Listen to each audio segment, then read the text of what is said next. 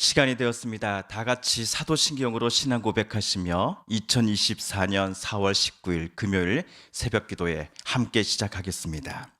나는 전능하신 아버지 하나님 천지의 창조주를 믿습니다. 나는 그의 유일하신 아들 우리 주 예수 그리스도를 믿습니다.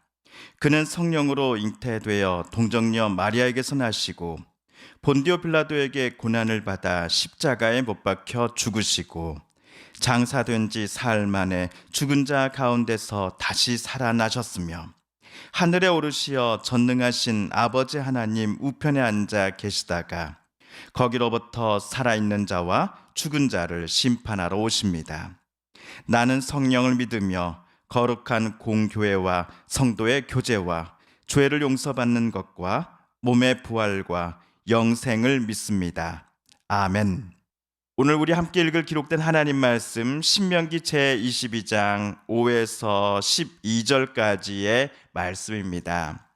여자는 남자의 의복을 입지 말 것이요 남자는 여자의 의복을 입지 말 것이라. 이같이 하는 자는 내 하나님 여호와께 간직한 자이니라. 길을 가다가 나무에나 땅에 있는 새의 보금자리에 새 새끼나 알이 있고 어미새가 그의 새끼나 알을 품은 것을 보거든 그 어미새와 새끼를 아울러 취하지 말고 어미는 반드시 놓아줄 것이요 새끼는 취하여도 되나니 그리하면 내가 복을 누리고 장수하리라. 내가 새 집을 지을 때에 지붕에 난간을 만들어 사람이 떨어지지 않게 하라. 그 피가 내 집에 돌아갈까 하노라. 내 포도원에 두 종자를 섞어 뿌리지 말라. 그리하면 내가 뿌린 씨의 열매와 포도원의 소산을 다 빼앗길까 하노라. 너는 소와 나귀를 결의하여 갈지 말며 양털과 배실로 섞어 짠 것을 입지 말지니라. 너희는 너희가 입는 겉옷에 내 귀에 술을 만들지니라. 아멘.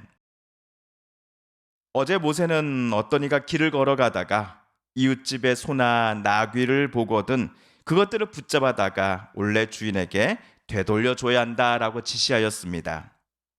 물론 이런 일에는 귀찮음이 있습니다. 자기가 가던 길을 하고 있던 일을 멈추고 그 가축들을 붙잡아 원주인에게 되돌려줘야 하는 수고를 해야만 하기 때문이지요. 하지만 그것들을 모른 척 그냥 지나가 버린다면 그것들은 강도나 안 좋은 마음을 품은 이들의 소유가 되어버릴 것입니다. 모세 당시의 소와 나귀는 어떤 이의 어떤 가족의 전재산이라고 말해도 과언이 아니었습니다. 그것들을 잃어버린 사람들은 재산상의 큰 피해를 입게 되는 것입니다. 또한 그것들을 마치 자식 마냥 애지중지하는 사람들에게는 정신적인 피해도 상당할 것입니다. 그러므로 길거리에 방황하는 이웃집의 소나 나귀를 원주인에게 되돌려 주는 사람은 다른 이에게 원주인에게 행복을 주는 사람이지요. 재산상의 피해를 막아주는 사람입니다. 자, 한편 오늘 우리가 읽은 신명기 22장 5절부터 12절까지에서는 한 가지만이 아니라 다양한 주제에 대한 모세의 권면이 기록되어 있습니다. 차근차근 우리 한번 살펴보도록 하겠습니다. 먼저 5절에서 모세는 여자는 남자의 의복을 입어서는 안 된다. 남자도 여자의 의복을 입어서는 안 된다라고 지시하였습니다. 만약 모세의 말과는 정반대로 행하는 사람은 하나님께서 남자와 여자로 만드신 이 창조 질서를 어기는 사람으로 간주될 것입니다. 구약학자들은 이러한 행위들이 성전환이나 동성애 또는 가나안 종교에서 행해지는 음란한 종교 예식을 가리킨다라고 추정합니다. 6절과 7절에서는 먼저 6절 어떤 이가 알을 품고 있는 어미새를 발견하였을 때 또는 어미새와 아기새가 함께 둥지 안에 있는 것을 목격하였을 때 어미새와 새끼를 한꺼번에 잡아서는 안 된다라고 모세는 지시합니다. 새끼는 취하여도 되지만 어미는 반드시 풀어줘야 합니다. 모세가 이렇게 지시한 이유가 무엇이었을까요?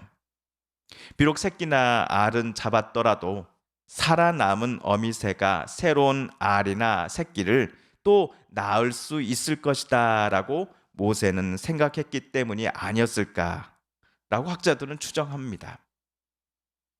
8절은 집을 지을 때 지붕에 반드시 난간을 설치해야 한다라는 규정입니다. 이스라엘이 가나안 땅에 정착하면서 짓게 될 집의 지붕은 평평한 구조였습니다. 좋은 날씨라면 낮에 낮잠을 자기 위해 사람들은 자기 집 지붕 위로 올라가곤 했습니다. 그러나 만약 지붕에 난간이 없다고 한다면 어떤 사람은 아래로 떨어져 크게 다치거나 심하면 죽을 수도 있을 것입니다. 이런 점에서 지붕에 난간을 설치하라는 지시에는 사람의 생명을 보호하기 위한 예방 조치를 철저히 해놓으라는 뜻을 담고 있다라고 우리는 생각해 볼 수 있겠습니다. 9절부터 11절까지는 혼합을 금지하는 규정들이 나옵니다. 9절에서는 포도원에 두 종자를 섞어 뿌리지 말라는 규정이 나옵니다. 한 밭에 두 종자를 뿌리는 것과 혼종을 하는 것은 엄연히 다릅니다. 같은 공간에 각각의 종자를 심는 것이 혼종은 아니기 때문인 것이죠. 그럼에도 한 밭에 두 가지 이상의 씨앗을 뿌리는 것을 금지했던 것은 모세가 이것마저도 혼종으로 간주하였기 때문인 것 같습니다. 하나님 만드신 창조 질서와 창조 형태를 인간이 자기 마음대로 바꿔서는 절대로 안 된다라는 인식이 방금 규정에 암시되어 있습니다.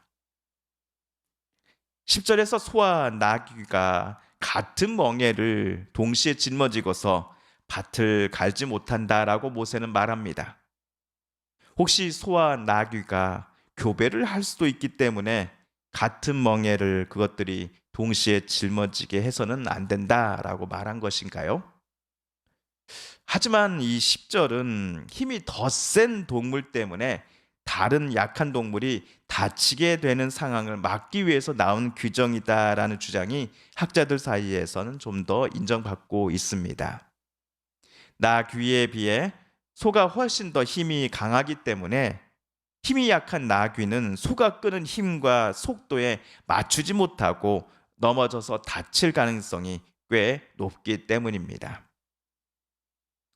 11절은 양털과 무명실을 섞어서 짠 옷을 입지 말라는 규정입니다. 두 소재의 결합을 혼합하여 옷을 만드는 것을 금지하는 규정입니다. 이 법의 근거가 무엇인지에 대해서는 아직도 학자들 사이에서 논쟁 중입니다. 마지막으로 12절에서 모세는 이스라엘 사람들이 입는 겉옷의 네 귀퉁이에 술을 만들어 붙여야 한다라고 지시하였습니다. 마지막 지시의 의도를 알기 위해서는 우리가 민수기 15장 38절 이하를 읽어볼 필요가 있습니다. 민수기에 따르면 술을 옷에 다는 이유는 여호와 하나님 앞에서 이스라엘 모든 이들이 거룩함을 지키기 위해서였습니다. 술을 볼 때마다 이스라엘 사람들은 하나님께서 모세를 통해 자신들에게 주신 이 모든 계명들을 준행하고 지켜야 하겠다라는 마음을 다시 먹게 될 것입니다. 옷에 붙여진 술을 볼 때마다 이스라엘 사람들은 자기들의 욕망과 음욕에 따라 행하지 않기로 다짐하게 되었을 것입니다. 성도 여러분, 오늘 우리는 혼합을 금지하는 규정들 4건을 함께 읽고 각 규정들의 의미를 살펴보았습니다. 이들 규정들 중에는 오늘날 2024년도 우리 한국 사회에서도 통용될 수 있는 규정들이 있는가 하면 다른 규정들은 해석 자체가 어려운 것들도 분명 있었습니다. 그럼에도 오늘 모세가 말한 크게 4가지 규정들은 이스라엘 백성들이 가나안 땅에 들어가 살게 될 때에 그 땅의 원주민들과 자신들을 구별하는 근거가 될 것입니다. 하나님께서 태초에 부여하신 이 창조 질서를 인정하고 지켜나가면서 하나님의 백성으로 살아간다는 것이 무엇인지를 위 4가지 규정들은 이스라엘로 하여금 지켜나가게 하면서 가나안 땅의 원주민들에게 보여주는 것이기 때문입니다. 그렇다면 저와 여러분은 그리스도인이요 성도입니다. 하나님의 백성입니다. 우리가 그리스도인이며 성도며 하나님의 백성이라는 것을 어떻게 남들에게 증명할 수 있을까요? 예수님처럼 하나님을 온 마음 다해 사랑하고 내 이웃을 내 몸처럼 사랑하며 사는 것이 저와 여러분이로 하여금 또 우리가 가진 성도라고 하는 그 거룩한 정체성을 다른 이들에게 증명하는 방법이 아니겠습니까? 주님께서 가르쳐 주신 기도를 드리며 신명기 말씀 묵상 제 88번째 시간을 모두 마치겠습니다. 하늘에 계신 우리 아버지, 아버지의 이름을 거룩하게 하시며 아버지의 나라가 오게 하시며 아버지의 뜻이 하늘에서와 같이 땅에서도 이루어지게 하소서.